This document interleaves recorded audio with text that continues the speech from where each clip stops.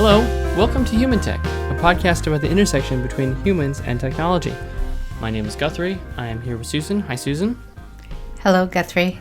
And today we have a topic that's called Humans Calculate by Feel. How are you doing today, Susan? I'm good. I'm calculating by feel. You're calculating? That's good. This topic is a topic that's coming off. I have a whole behavioral economics certificate that I put together. That you've been working really hard on recently. You know, just that pandemic life work. So, sure. And one of the sections, one of the courses, is entitled Humans Calculate by Feel. So, as just a little promo for the course, which will be hopefully within the month of March, everyone will be able to purchase it at courses.theteenw.com. We're in the month of March, you know. Yes. You mean before the month is over? Before the month is over. So we're going to see if you hit that deadline. What are you doing today? We'll get to work on it. I'm very busy, Guthrie. You're very busy today. No, I mean, all the videos are recorded and exported. So yeah, and uploaded. So you're at finishing touches phase. I know yeah. I just know have to make some quizzes and some exercises. You said course, but this is actually how many courses are in this certificate? So there's a fundamentals. There are 6 courses and then 1 optional course. I guess I should just mention. So the 6 courses are obviously Humans Calculate by Feel, Part 1 and 2. It's a very big section, so it gets split in half. There's Social Interactions and Pressure, Fear of Loss, the Behavioral Design Model, and Nudges, Coercions, Mandates, and Manipulations. And my guess is we're going to talk about a lot of these over the next couple episodes, I bet. Maybe not. It's a tremendous all fresh in your amount mind. of information.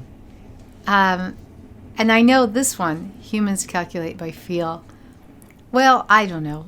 It's like which of your children do you love the most? Like you like all these topics, but this one seems to be especially If I had to important. rate them, yeah. Just in terms of what was my favorite, probably the Nudges one, but only because I did that one most recently. Yeah. Then, probably Humans Calculate by Feel. Yeah. Then probably Fear of Loss. Yeah. Social Interactions and Pressure, BDM, and then Fundamentals. So that's my ranking. Not that it matters to or anyone. Not that cares. it matters to anyone except any reason. you and maybe me. So when you say Humans Calculate by Feel, what does that mean? Well, one of the big parts of behavioral economics, I suppose we should quickly define what that is. There's behavioral science, which is this big, broad, avenue of information and research and knowledge and thoughts and academia and all this stuff about behavior, human psychology, human decision-making, and human reactions in certain situations. So there's that whole umbrella thing. And within that, there are a bunch of different little islands and Venn diagrams. And, so it is sort of all kind of the same thing, which is studying humans in some way. Why we do what we do. Thank you. But there is, but within that, the way we like to at least break it down is there's human psychology, behavioral psychology. That's my field. Yeah, so behavioral psychology. Do you want to define behavioral psychology? Well, the psychology piece of behavioral science, I think of as, and this is kind of our definition. I don't know if the rest of the world agrees with this. Yeah, no, I already get it. I kind of think of it as, what do we know about humans that are pretty basic to all humans, no matter what's going on or, where they are or the context and so on. So it's based on, their basic biology and what's going on in the brain and so on. And that's that's what I consider the behavioral psychology part of this big world called behavioral science. And that's the part that I kind of have a background and specialize in. Right. So the behavioral economics part is, okay, what do we know about, it's variable dependent. So what do we know about this particular person, given their particular set of circumstances, and when we put them in this particular decision, can we learn anything about, or predict what decisions and behavior that people will sort of take? Or what can we learn from thinking about the world in this sort of variable-centric way? So it's a lot more dependent on context and particular situation and the particular person. Yes, and there is a academic ivory tower aspect to all of this, because behavioral psychology, while studying kind of the same stuff, does come from the academic background of psychology. So when you read those types of papers, they're doing MRIs and they're written like psychology papers. They're published in psychology journals very often. There is it comes from that sort of academic background.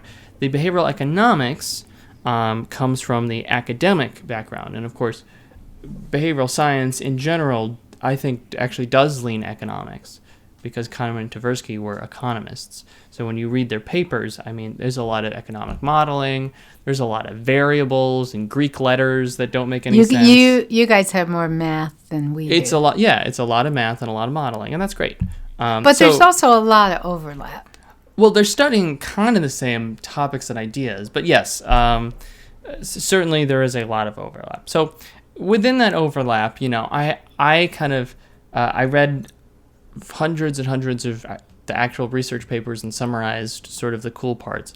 And then I organized those parts into broad categories. And one of the big categories that I found was this idea that humans calculate by feel. So the first part I should probably start with is just talking about what are the other options. You mean if you don't calculate if you don't feel, subscribe to the idea that humans calculate by feel, then what are you saying? Yeah, and by calculate, I don't mean like what's literally 2 plus 2. Calculate. Literally calculate. But when humans are doing sort of valuations, so for example, if we're at a grocery store and I say, do you want, Raisin Bran or Cheerios? Okay, which one do you want? Well, something, somewhere, somehow, has to make some sort of valuation-based logical decision, given all the variables in the entire world and where you're at and what you're hungry and what you got last time, and it's this whole complicated thing for you to decide. You have to pick one or the other. Like, which one do you pick? And that's true with most decisions we make every single day. You're at a sandwich shop. Which sandwich do you order? Now, you and I could argue about whether the answer is going to be, well, they're not going to calculate by anything. They're just going to do a habit response. Well, how do they determine? Well, maybe. But how can you, the researcher, determine what someone is going to buy? And you could say habit response.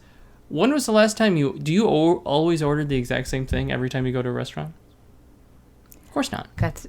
Guthrie, it's been so long since I've been to a restaurant. But I can't remember. Oh, God.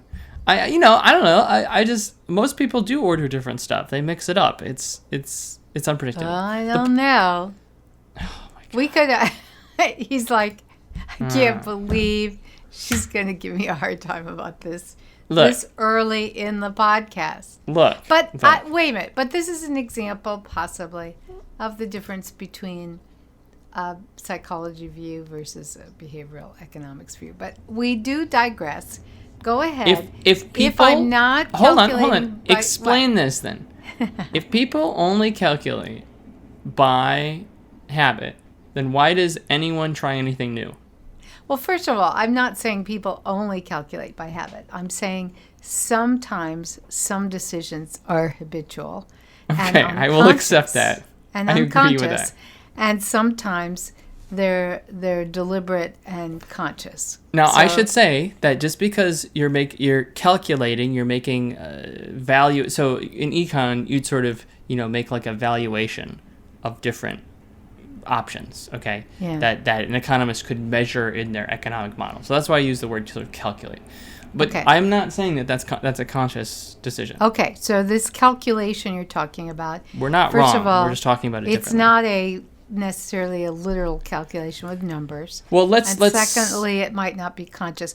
But I interrupted you because you were trying to explain if you didn't calculate by feel, according to a behavioral economics point of view, you might be calculating in what way? Yeah. So originally, back in the 50s, when economics really started getting going, before that, there was a lot of economic philosophy stuff, but when you really started to get to the math and the modeling in the 50s, it turns out the world is really, really complicated, and humans are even more complicated. So to have a model, especially when you're trying to map any sort of behavior, human behavior, and make predictions about economies and markets, it's really complicated. And so you need some solid ground. You just need some solid ground. So to have the solid ground, there was these things. There was the savage axioms that then turned into basically the rational actor model. And the rational actor model is pretty simple.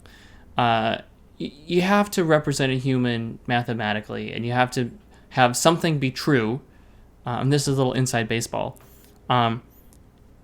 You have to have a home base somewhere so that you can make your mathematical formulas work.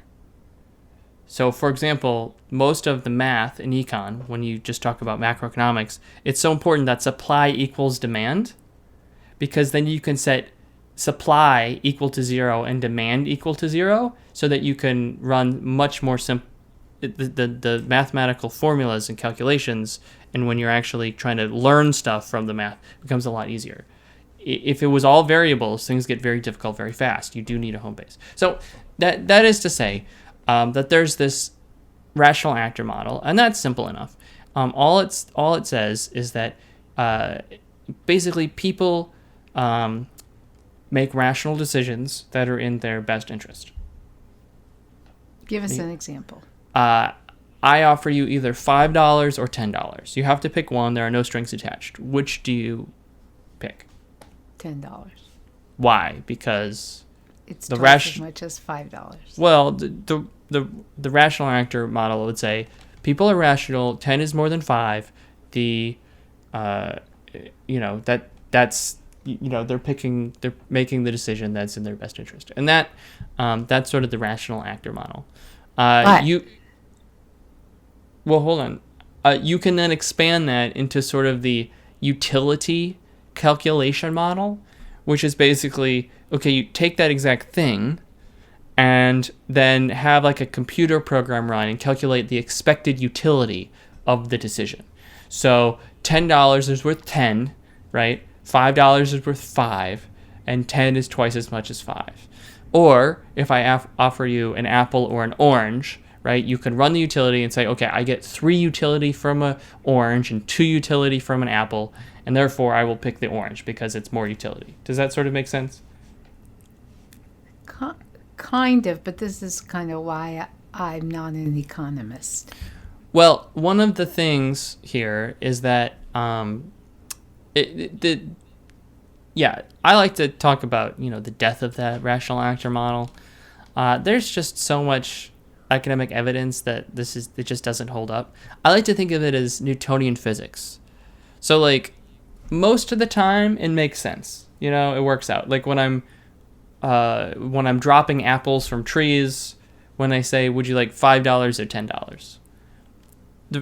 The person is going to make what a computer program or someone observing would say is the rational decision most of the time. But but it's definitely not all of the time. And there's, a huge body of academic research, basically, where time after time after time after time, people do not make choices in their best interest. People make strange choices. There's cognitive biases. The whole thing is just strange. And I guess technically you could say, well, they're still rational. I mean, Ariely, of course, wrote the book Predictably Irrational. So it's like it's still the rational actor, but what even is rational? And now you're in a knot. And it's just not. It's like the analogy of a human brain is like a computer, right? And like the brain is the CPU, and the memory is the RAM. And it's like, well, I guess that kind of works as an analogy, but it's actually, if you start thinking about the brain literally as a computer, that's actually a really bad way to conceptualize it. And in the same way, thinking about human decision-making as some sort of rational actor is a terrible way because it's not actually what's going on. Yes.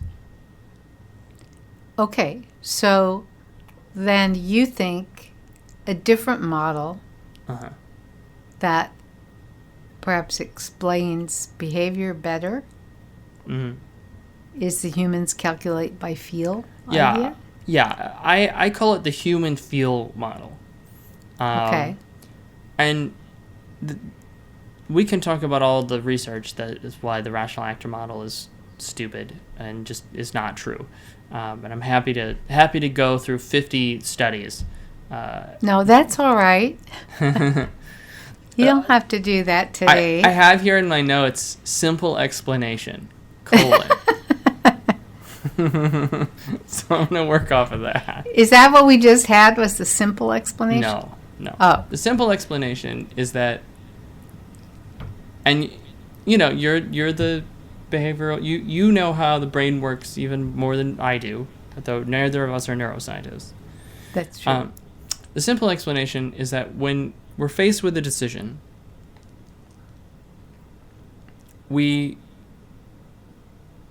first try to see if there is one option that feels right. Okay. And then see if there's other options that feel right. Okay. And if there are no other options that feel right, we go with the option that feels right. So, how do you define feels right? Well, I offer you $5 or $10. Yeah. Would you rather have $5 or $10? $10. Does it feel right to make that decision? Yes. Good.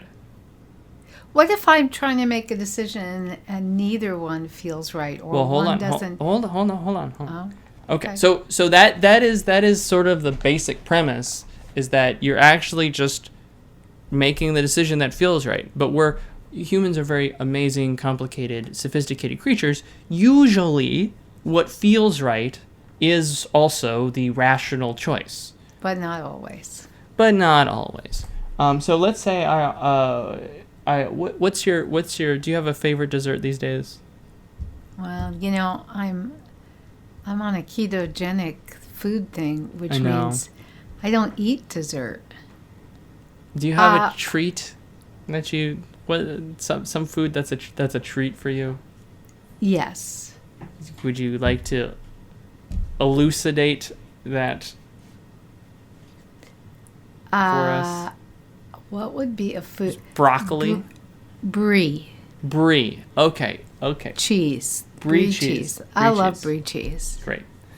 So I say, would you rather eat this slice of brie or this raw onion? The brie. Okay. Now, where's the rational actor in that?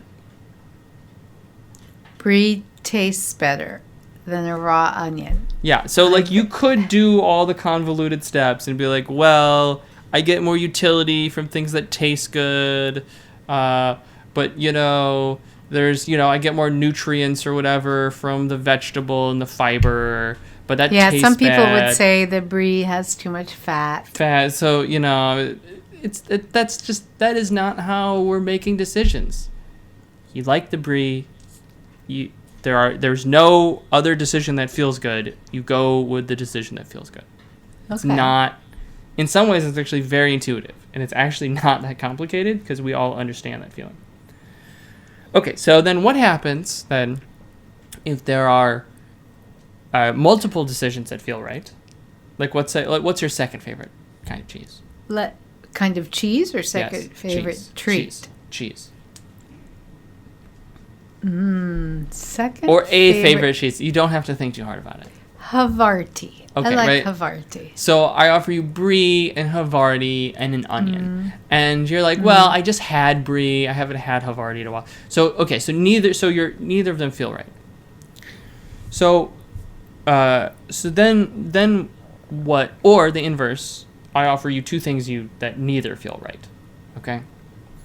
The next step, after if you don't only have one, is you widen your perspective. You take in other variables. You look at the problem in a different light. Such as what? Such as, and this can happen, by the way, these things happen many times a second. This happens very, very, very, very, very, very quickly. These sort of feelings. Okay. So we're breezing through stuff. So, when was the last time I had brie? Did I have it 5 minutes ago? Am I sick of it? Have I not had Havarti in a while? That's like one thing to consider. Okay? Mm-hmm. Well, okay, now I still don't feel right for one of the choices. What is the exact type of brie or Havarti? Is it, what if it's my favorite brand of Havarti? Right, because there's some brands of brie my God, I really love don't that. like. And now I feel right about the Havarti. Yeah. So that's the basic step. You just try, the people only want one decision that feels right. And as soon as if they don't have something that feels right, they will take in more information, more variables, consider more stuff, and then reframe it in that light, and then see if it feels right. And they'll just keep doing it until they get one that feels right, and then they go with that decision. All right, I have some questions for you. Yeah. Why do you think it's helpful to know this about people, or to think about decisions this way? Sure. Well, again, like I said, if all you're trying to do is calculate an apple falling from a tree, simple Newtonian physics is fine. But if you're actually trying to understand human behavior, trying to investigate some of the more complicated things that happen, so for example, black holes or relativity and quantum mechanics, then Newtonian physics just doesn't work. It's not sophisticated enough, and you'll come to the wrong option. So let me just give you a couple situations in which these things matter. Okay. Mm-hmm. First of all, if you're doing anything in markets and you're trying to predict market behavior, you gotta think like this, or you're gonna be surprised. Your predictions about what's going to happen is just going to be incorrect. What do you mean about market? Give an example of market behavior. So there's a study. Hold on. I don't know. Go to my bag of tricks here. There's a paper by Kammerer, Babcock, Lowenstein, and Thaler, 1997, called "Labor Supply of New York City Cab Drivers One Day at a Time." Do you remember back when people used to drive yellow cabs before everything was an automatic car that drives itself? For our future listeners, people would drive cars. They still do. You mean cabs before there were Ubers and stuff, or yeah? No, honestly, it's the exact same thing. Okay, so. There are sometimes, surge pricing. There are sometimes when you can make a lot of money as a cabbie. Things are busy, lots of people to pick up. Okay? Yeah, it's raining. Yes. And there are some times when things are slow. Right. So if you're a rational cab driver, okay? Yeah. And your goal is to maximize, you're just saying, I'm trying to maximize money. I want to make as much money as I can. Correct. Okay. So when do you work more? When wages are high, right? Lots of people needing cab rides. Or when wages are low? When wages are high. Okay. And this study found the exact opposite. When wages were high, cab drivers drove less. And when wages were low, cab drivers drove more.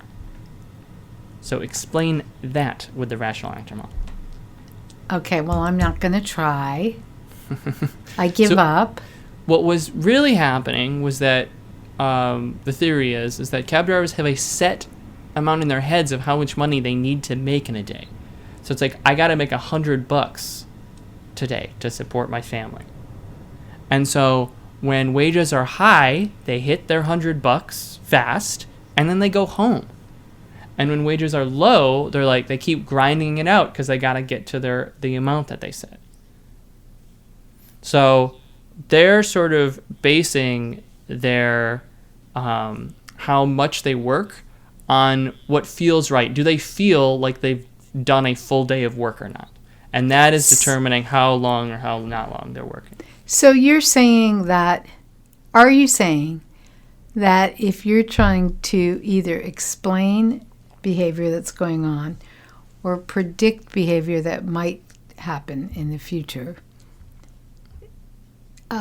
analyzing this idea of the calculating by feel will give you a more accurate picture? Yes. But much in the same way that, like, if you think about the brain as a computer and then try to, you do brain surgery, it's a that's just not, like, it's not how the brain works. Yeah. It's just not. It's biology. It's messy. It's complicated. And to think of people as walking around as like little calculators, calculating every little decision and then just picking whatever the better decision is, that is just, it's just incorrect more than anything. So can I take us off on a tangent? Yeah, sure. Do whatever you want. It's your podcast. No, it's your podcast. No, it's your podcast. No, it's your podcast. You're the host. You're the one that opens it up and gives the little spiel at the beginning. Okay. So here's my question for you. And if you thought about it, you probably could see this coming. But do you think, I always want to talk about the things we're talking about and what is the relationship to technology, because that's what we're supposed to be doing on the podcast. So do you think this is kind of one area where people go wrong when they are trying to, automate human behavior by applying a technology solution? Like we're gonna create an app and help taxi drivers figure out, how much they should work today or what routes they should sign up for or something like that. And then they assume when they're developing this technology that people will be not calculating by feel, but, being rational actors. And so they make assumptions about the decisions people make or what the kinds of information people want to see in the app based on, and their assumptions are going to be wrong. Yeah. Yes, times like 1,000. We had a client that just assumed that their workers wanted to make more money. And that was why they were working. And if they did things that would get the workers more money, the workers would do those things. Because I know who you're talking about. People are rational, and workers want more money. And that's why they go to work, is to make more money. And it's like, no. And they created this app that would help them track and make more money And then we're surprised when some people were using it and some people were not. And some people were doing the behavior that made them more money, and some were not. So, like people go to work to make money, but they don't necessarily go to work to maximize money. It depends what that means. It's what feels right. Sure, I'm going to make more money if it's easy for me to make more money. And I don't have to... In this particular case, that was true. No, well, for some people it was, and for some people it was difficult. It required them doing things they were not comfortable with, things they didn't feel good about doing. And and so like I said, if it's $5 versus $10, and it's very simple, if I have some sort of, think of a loyalty reward program, okay, where literally I'm doing the exact same behavior, but it's like every morning I go to this coffee shop and I order the same cup of coffee. And now there's a reward program and it's tied to my credit card. And I literally don't have to do anything. And I just get my every 10th cup free. Right? I'm going to do that. That's awesome. That's great. That's, and you can say, well, it's a rational actor. I'm doing it because I'm getting free coffee. But if I have to do all this stuff and I have to changing my habits, changing my interactions with people, changing my behavior, that doesn't feel good. If it doesn't feel good, I'm not going to do it, even if I'm getting free coffee that I want. So it's just it gets messy, it gets complicated, and I to think about. I think it helps explain when companies and products and stuff are surprised by human behavior. Like if you tried to implement a solution and it didn't work. This might be one of the reasons why. Think about, well, if humans calculate by feel, what have you missed? What are you missing? And so, for example, in the client we talked about earlier, what they were missing was teamwork.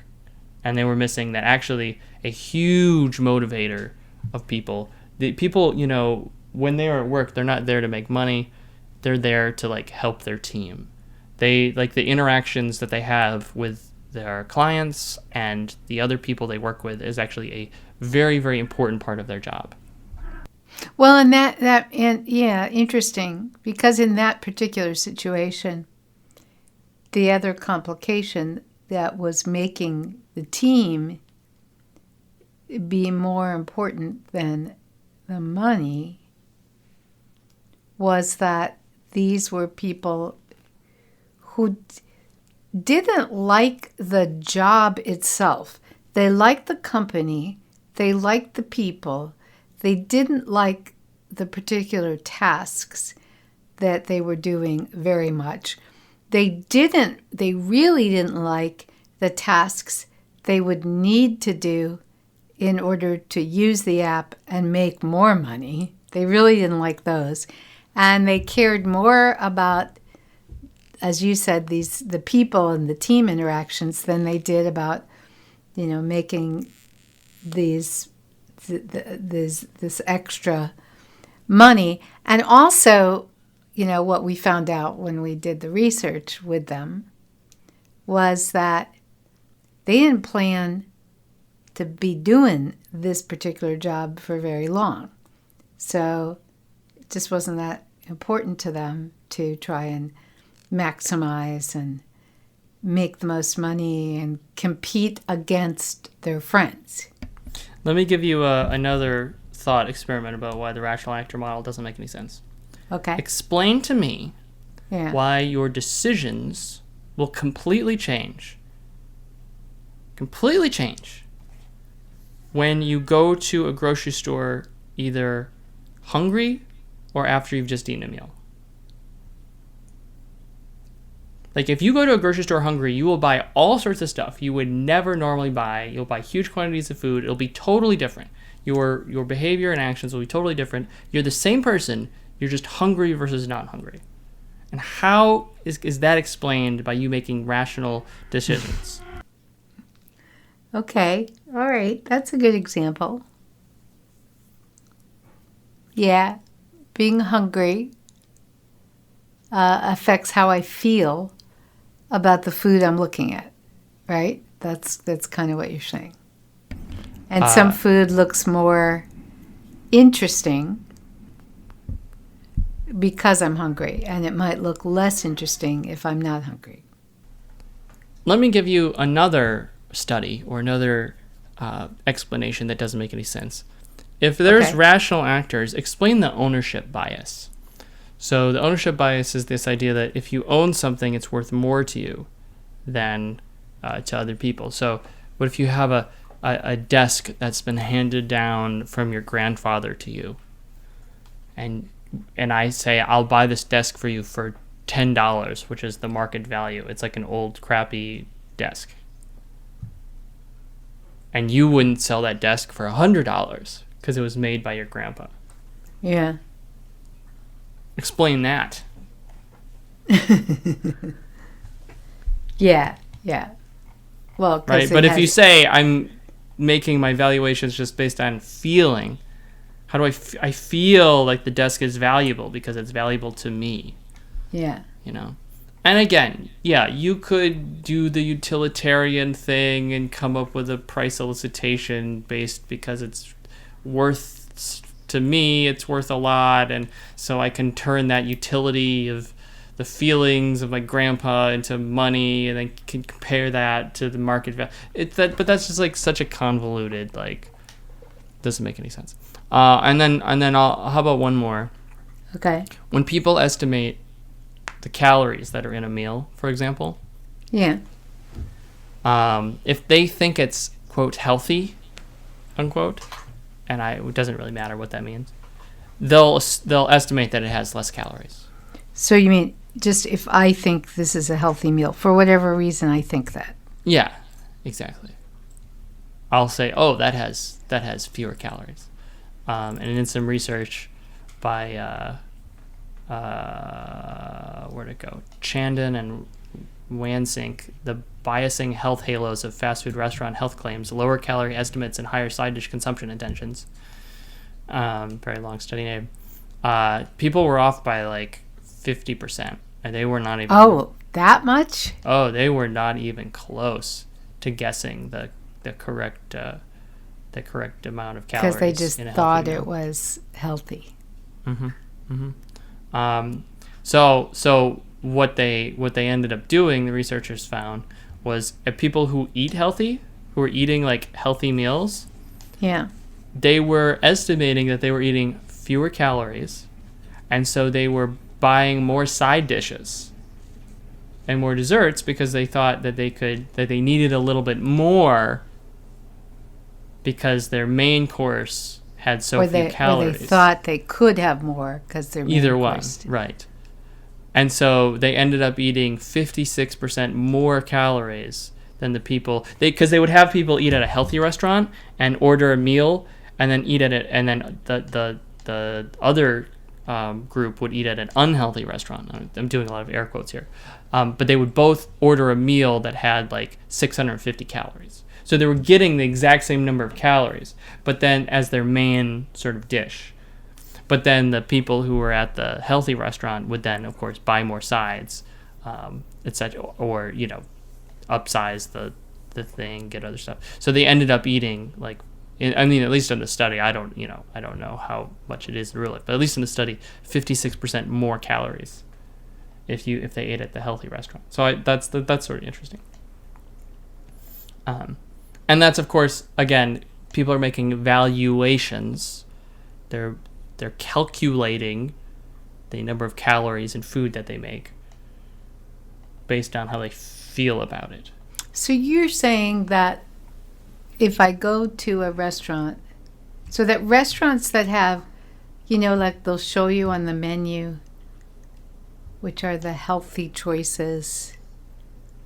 Well, yeah, if they say how many calories are in something, then obviously no, they just say heart healthy, or they describe it in a way that makes it sound healthy. No, it has nothing to do with how the restaurant's describing it. It's how so everything in behavioral economics is user-centered.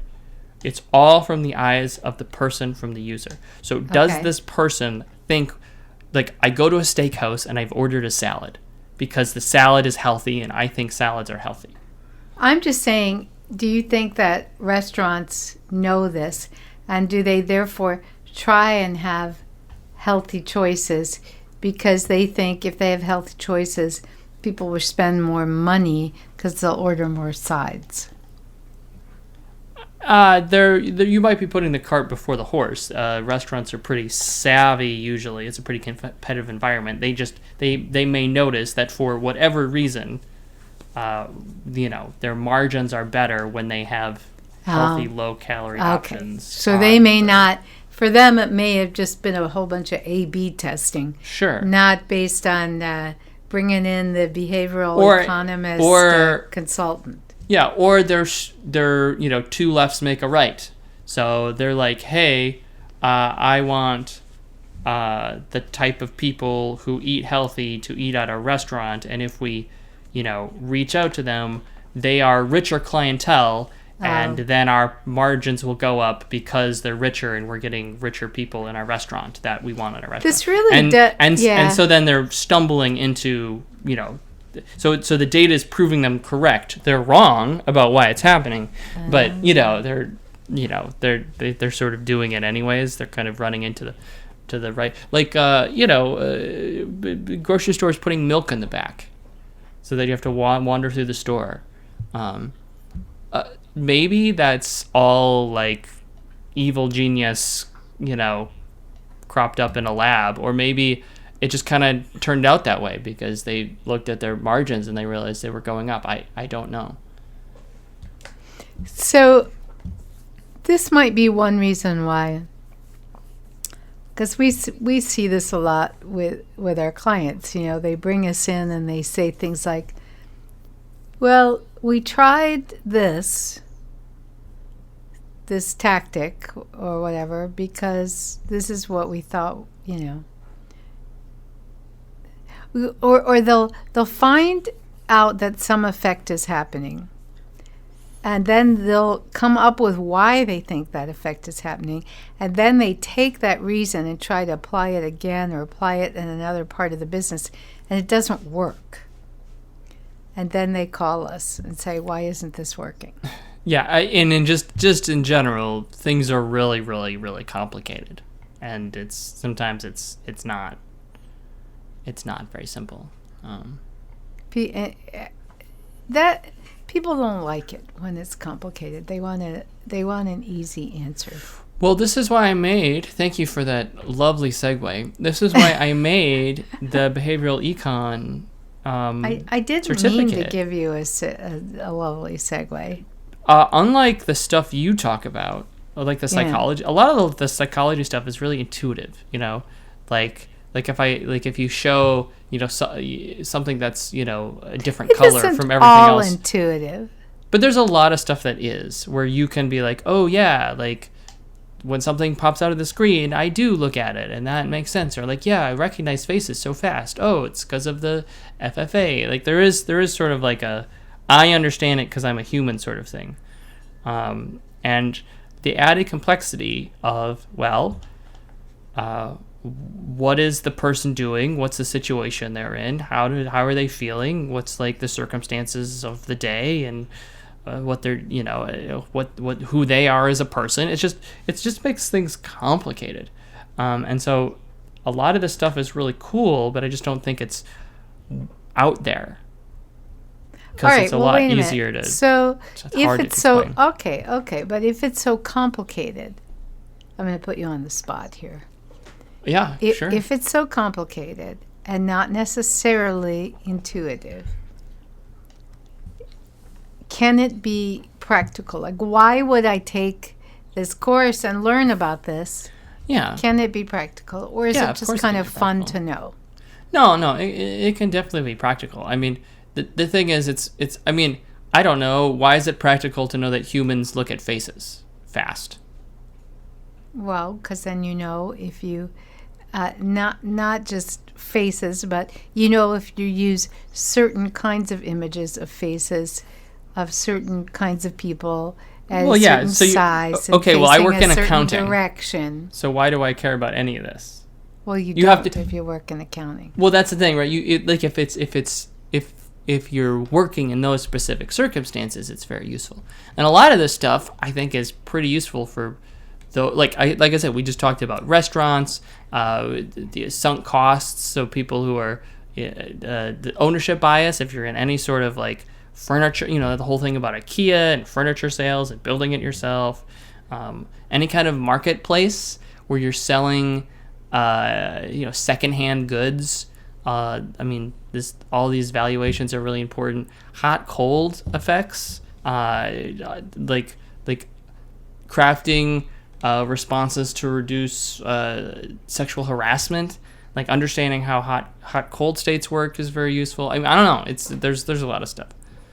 There's just tons and tons of stuff. But you're saying it does, because it is based on context. Then, yeah, it's kind of interesting. Do you think that? It seems to me that nudges have become very popular. That some of these things we're talking about in behavioral economics are pretty broad and would apply across a lot of situations. Do you think that the psychology stuff that I deal with is more broad and applies in more situations, and because the behavioral econ stuff you teach about is more context and situation dependent, then each particular idea may not be as broadly applicable as the behavioral psychology? No, it's all behavioral science. Some of the stuff is broad and some of it's very specific. All I think is that most of the behavioral econ stuff is just a little more complicated to understand the mechanisms at play, because there's always one more lever. There's like a variable that doesn't maybe exist with behavioral psychology. There's always the one extra step that makes it just a little bit harder. That's all I'm saying. But yeah, there's some stuff like that is very broad, and there's some stuff that's very specific. There's papers about home selling that would be very important if you're a realtor, but otherwise I don't know exactly what it would apply to you. All right, I have another question for you. So, who are the types of people? Who's your target audience? I haven't finished the question. I know what you're going to say. Well, you need to know this. Who are the types of people that you think would be most interested in? I have an idea. The behavioral econ courses. I have an idea, but this is my first. This is my first foray really into having actual training. So how do I really exactly? Because most of the courses that we have are mainly taught by me. This is a series of courses taught by you. So you're saying you haven't done the market research to tell you exactly who your target audience is. Again, I have an idea, but I haven't validated. All right, well, what's your idea? Well, one. Yeah. I think a lot of the same UX puddle stuff of the behavioral psychology people are going to be interested in. I mean, nudges are becoming very popular. Yeah. And if you're interested in nudges, you have to be interested in behavioral economics. It's literally like Richard Thaler, who wrote the book Nudge. He's an economist. Yeah. Economist. One of us. One of you. One of us. One of us. So you're saying people who are interested in nudges. So that's going to include marketing folks. Yeah. People who design UX stuff. Researchers. Not necessarily UX designers, but people who are doing UX research. They tend to be pretty econ-y, pretty analytical. I've had a number of UX research types kind of come up to me and say, "Oh my God, I love behavioral economics. Is so cool. Like, I love your podcast. Blah blah blah." Which people who are doing like UX design, doing I don't know. Menu page flows or whatever. What do you guys do? Oh, come on. Oh my God. All right. All of the UX designers listening to Revolt. this podcast. Revolt. Prove him wrong. Revolt. No. So there will be UX researcher is a job title. There obviously people. There are some people in UX who are more interested in the visual side of things. Some who are more interested in the UX research side of things. I don't think those are mutually exclusive. So if you're interested in UX research topics, I am going to guess you're also interested in nudges, and this will be very applicable to you. I already mentioned the marketing side. I think a lot of businessy side stuff. So like project managers, product managers. Product managers. That I think I could totally see them being a little more into it, just because it is a little more math based, ever so slightly. And so if you're doing modeling and A/B testing and you might like some of that. Yeah, that kind of like. Although we do have to say, you say over and over in this course. Yeah, there is no math. There is no math they have to do in order to understand what's going on. There is no math they have to understand. Okay. I just wanted to make that clear. Mathless. Yes, I would Although like to. you had to be able to calculate the $10 versus the $5. No, you do it by feel. No math required. All right. Well, Guthrie, yeah, this is interesting. You said there's actually a part 1 and a part 2. There's actually kind of 2 courses in all the courses that are about humans calculate by feel. Yeah, right? I had such a breadth of research there that I had to split it up into part 1, part 2. Okay. And I'm hoping that we could do some more podcast episodes where maybe we talk about some of the other courses. But right now, if you're listening to this as soon as this gets published, probably these courses are not yet available. But the fundamentals will be. Oh, it will be as soon as people are listening to this? Yeah, absolutely. Okay. So, and the fundamentals, is that free? Yes, totally, absolutely Totally free. So it was really hard for me to keep it tight. 35 minutes. You're in, you're out. The fundamentals, because it's a short course. It's a short course. So if you're interested in these kinds of topics, definitely people should check out the fundamentals, and then the rest of the course. That'll be on courses.theteamdev.com, and we'll put it on YouTube as well. And then and then from there you'll get a good feeling for feeling for what's in the rest of the courses, and then you can decide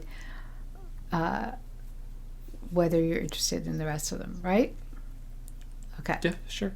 All right, Guthrie. Well, thanks for sharing this, and you made me think about some stuff. And, I think I'm going to go order some brie because I'm out. Oh, how could you be out of brie? I have Havarti, but I'm actually out of brie. That seems impossible. So, I know you order it by the kilo. I was just trying to decide this morning how much brie should I order on this next order. I do tend to order large quantities at a time because I can't always get the really good stuff, so I have to think ahead. Yeah, Central Wisconsin during has the pandemic. Cheese, but not really brie. Central Wisconsin has a lot of cheese, but there's honestly sort of French there's soft only cheese. One place within probably 50 miles that has the good quality brie that I'm interested in. That's how fussy I am. Lots of good cheddar. Lots of good cheese, but if we're talking soft French cheeses, not exactly the Wisconsin specialty. Not a Wisconsin thing. Guthrie, thanks. If any brie companies would like to sponsor the show, that would be great. They can email info@theteamw.com. And if you want to talk to us about anything else, that's the same email address to use. All right, Guthrie, thanks. All right, thank you. Bye. Bye.